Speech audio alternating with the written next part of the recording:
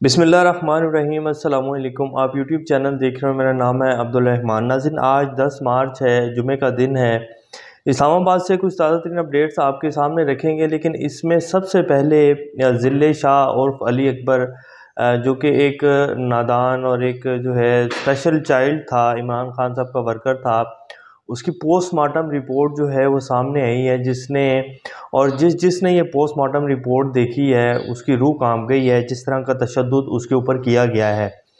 अब ये तशद्दुद जो है इसकी आपको बताएंगे कि रिपोर्ट्स में कहाँ कहाँ उसको तशद्दुद किया गया है। लेकिन इसमें सबसे पहले, क्या ऐसा तशद्दुद जो है कोई आम आदमी, कोई सेंसेबल आदमी जिसकी सेंसेस जो है वो काम करती हों, वो ऐसा तशद्दुद कर सकता है? तो ऐसा बिल्कुल भी नहीं है। कोई आम इंसान, कोई जिसमें जो है रूह होती है, जिसका कोई ज़मीर हो, वो ऐसा तशद्दुद किसी भी बंदे के ऊपर नहीं कर सकता। ये वो लोग होते हैं जो ड्रग्स के आदी होते हैं, उनको ड्रग्स दी जाती हैं स्पेशल, और फिर वो अपनी सेंसेस जो हैं वो खो चुके होते हैं। उन लोगों को जो है फिर ऐसे पाकिस्तानियों के ऊपर और ऐसे लोगों के ऊपर जो है वो उन्हें छोड़ा जाता है और फिर कहा जाता है कि जो तुम कर सकते हो इसके साथ करो, और इसको इबरत का निशान बनाओ, ताकि जो लोग देखें और जिन जिन लोगों तक ये खबर पहुँचे वो अपने कानों को हाथ लगाएं और दोबारा से कोई ऐसी हरकत ना करें, और दोबारा से जो है हमारे काम के अंदर दखल अंदाजी ना करें। तो इसलिए ये सब कुछ किया गया। और फिर ज़िले शाह को जब पुलिस पकड़ के लेके जा रही थी, वहाँ भी तशद्दुद किया।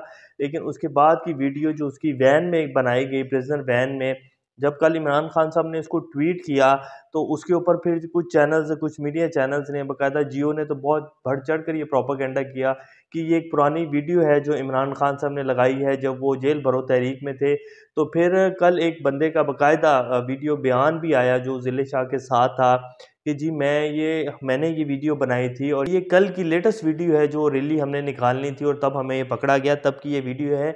ये पुरानी वीडियो नहीं है, इससे पहले हमें कभी भी जो है ना ज़िले शाह को ना मुझे पकड़ा गया। तो बहरहाल खैर वो वीडियो सच साबित हुई, और उसके बाद जो अब रिपोर्ट आई है वो आपके सामने रखेंगे। ख्वाजा आसिफ साहब ने भी जी कल रात एक बैठकर जियो के ऊपर एक बयान दिया है, और इसी बयान के ऊपर शहबाज गिल साहब के साथ जो किया गया, जिस तरह उनको तशद्दुद किया गया, उनको गद्दार करार दिलवाया गया, अभी तक जो है वो पूरे पाकिस्तान में मुकदमों के जो हैं पेशियाँ भुगत रहे हैं, अभी तक उनके साथ जो सलूक किया जा रहा है वो आप सब लोगों के सामने है। तो ख्वाजा आसिफ साहब ने भी सेम वही बयान, बल्कि एक दो कदम आगे बढ़कर जो है वो बयान दिया। वो वीडियो भी आपकी स्क्रीन के ऊपर चलाएंगे। लेकिन अभी तक जो है तकरीबन अब इस बात को 14 से 15 घंटे होने वाले हैं, और अभी तक ना तो कोई गद्दारी का मुकदमा, ना कोई मीडिया में बहुत बड़ी हलचल, ना कोई जियो का जो है वो पैमरा ने कहा है कि जी जियो की जो कवरेज है उसको बंद कर दिया जाए केबल के ऊपर, और ना ही कोई प्रोग्राम मुअत्तल करने का अभी तक कुछ आया है। लेकिन ख्वाजा आसिफ साहब ने कहा क्या, वो भी आपके सामने रखेंगे। गवर्नर KP के साहब ने भी एक ताज़ा बयान दिया है जी इलेक्शन की डेट के हवाले से, और साथ साथ उन्होंने PTI के हवाले से एक दावा किया है कि जी अगर KPK में इलेक्शन होते हैं तो PTI कितना बड़ा जो है वो मार्जिन से जीतेगी, या PTI इलेक्शन भी लड़ेगी या नहीं लड़ेगी, वो भी आपके सामने रखेंगे। इससे पहले अगर आप लोगों ने चैनल को सब्सक्राइब नहीं किया तो रेड बटन को प्रेस कर लें और बेल आइकॉन को भी प्रेस कर लें, ताकि लेटेस्ट अपडेट्स आप लोगों को मिलती रहें और ये जो हमारा ताल्लुक है ऐसे ही जुड़ा रहे। सबसे पहले जी ये जो ज़िले शाह की पोस्टमार्टम रिपोर्ट है, ये आपकी स्क्रीन के ऊपर चल रही है। इसमें पोस्टमार्टम रिपोर्ट में जी 26 जगहों के ऊपर जिस्म के जो अज़ा हैं उनके ऊपर ब्रूटली तशद्दुद किया गया है, वहशियाना तशद्दुद जिसे कहा जाता है ना, कि इन 26 जिस्म के जो अज़ा हैं इनको तोड़ दिया गया है, कुचल दिया गया है, जिनमें इनके नाजुक अज़ा भी हैं। इनके चेहरे की हड्डी तोड़ी गई, इनके कंधे तोड़े गए, इनके हाथ तोड़े गए, इनके पाँव की जो हड्डियाँ हैं वो तोड़ी गईं। इनके सर की हड्डी जो कि बहुत मज़बूत होती है, इंसान के जिस्म में अगर सबसे सख्त हड्डी है तो वो इंसान के सर की हड्डी होती है, उस तक को जो है फ्रैक्चर किया गया है। ये आपके उसमें चल रही है सामने।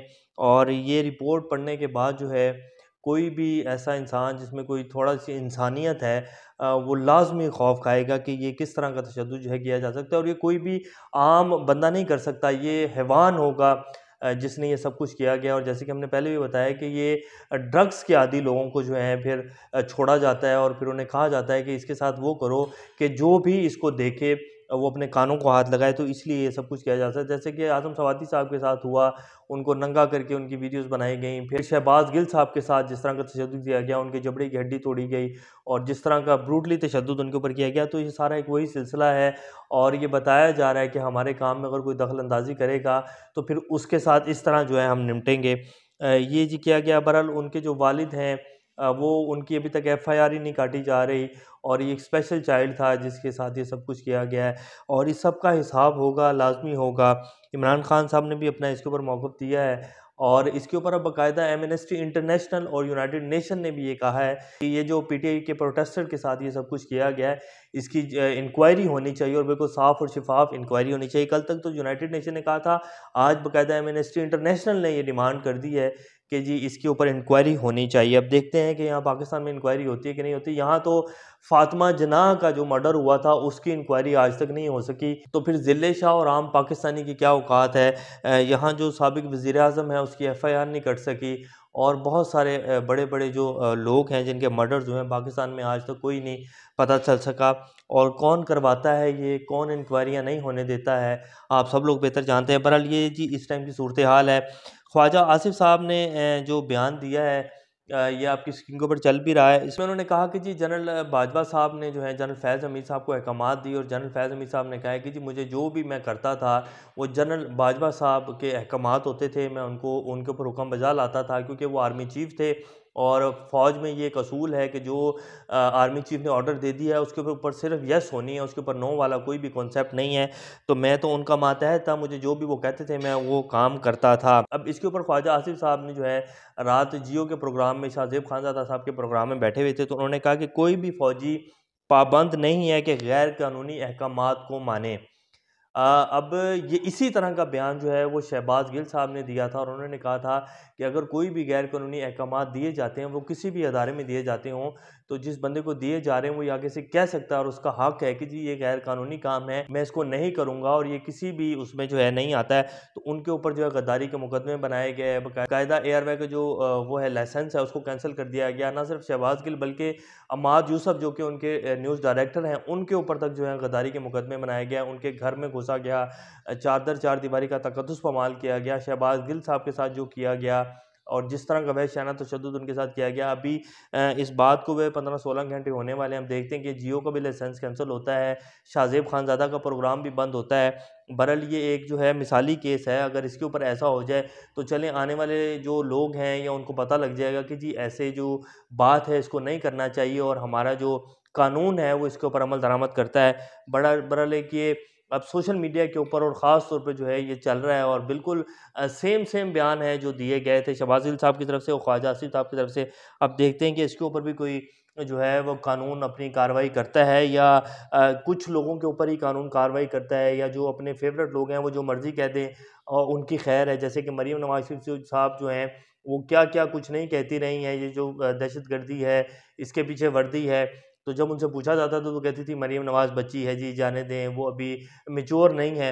और अगर कोई और बंदा कह दे तो फिर उसके खिलाफ जो है गद्दारी के मुकदमे भी बनते हैं, और उनके ऊपर जो है वहशियाना तशद्दुद भी किया जाता है, और उनको बाकायदा इबरत का निशान जो है वो बनाया जाता है।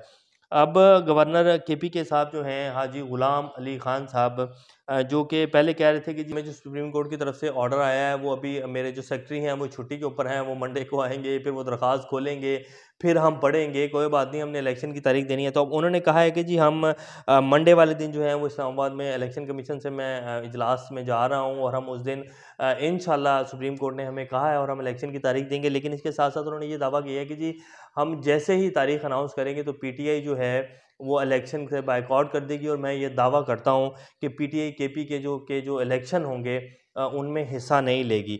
अब ये गवर्नर केपी के साहब हैं, और इनके दावों की और इनकी जो बस अब क्या कहा जा सकता है। बहरहाल ये वो कह रहे हैं कि जी पीटीआई जो है वो इलेक्शन नहीं लड़ेगी।